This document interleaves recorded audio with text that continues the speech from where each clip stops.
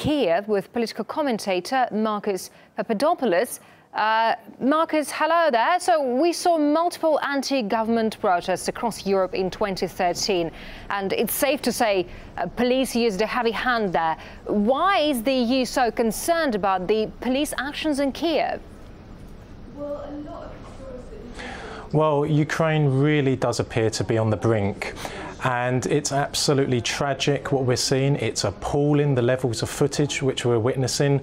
But I would just like to make it clear that we have seen footage in the last 24 hours of protesters setting fire to police officers, of protesters jumping on police officers and clubbing them with baseball bats. And that's absolutely appalling. That is not what we should see in a modern democratic society. And I would expect American politicians and European politicians to condemn those acts of violence. These are not peaceful protesters. And I think it's important to also clarify something, that what we're seeing in Ukraine is not a matter of freedom versus tyranny.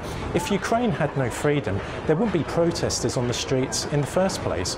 What we're seeing here is an attempt by the United States government to achieve a geostrategic objective, and that is namely luring Ukraine into EU membership and into NATO in order to complete a sanitary cordon that the Americans have been trying to place around Russia since the breakup of the Soviet Union. That's very important. And what we can see by looking at a map of Europe, from the Baltic states through Eastern Europe, all the way to the bottom of Ukraine, it's littered with EU states and NATO states. And that is the problem here at the moment with Ukraine. The opposition, which consists of liberals and nationalists, are trying to oust the entire leadership in Ukraine right now.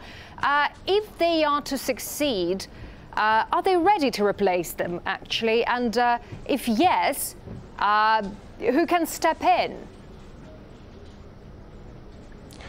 Well, I don't think we should be even having that discussion about if the opposition managed to overthrow the Ukrainian government. Let's be clear about something. The Ukrainian government under President Viktor Yanukovych was democratically elected in 2010. That was recognised by the EU. That was being recognised by the United States. For example, people in Ukraine have the right to protest. However, they do not have the right to use violence because they happen to disagree with the course that President Yanukovych has chosen in regard to the Ukrainian economy. That's not the way democracy works. That is absolutely appalling. And I think it sets a very dangerous precedent.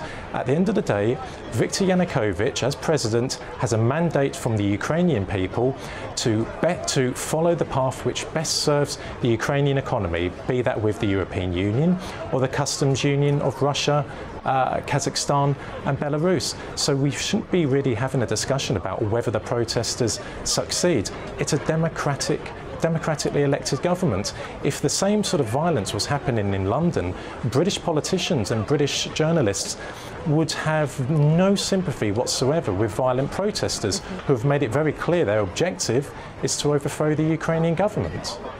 All right, Marcus Papadopoulos, political commentator, live from London. Mr. Papadopoulos, thank you very much indeed for all of your detailed explanations now.